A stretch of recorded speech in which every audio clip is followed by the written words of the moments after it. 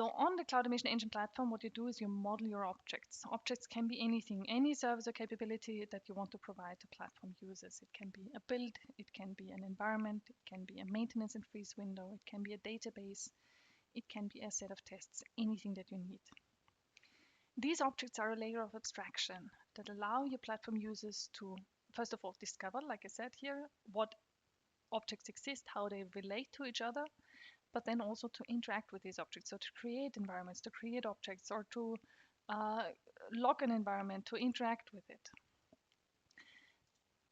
For the platform users, the interaction with objects is always in the same way. So it's standardized, it's simple, it can be done via a web app, it can be done via a CLI, it can be done via a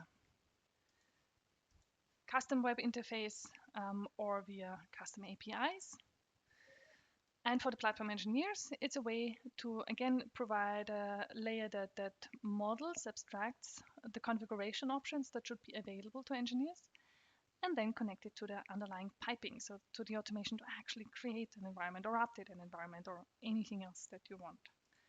But the really neat idea behind it is that you have this layer of abstraction in the form of your custom objects and object templates that allow you to describe your infrastructure, to make it discoverable, and to provide this layer of abstraction for your platform users that allows platform engineers to, expose them to only the complexity that they need.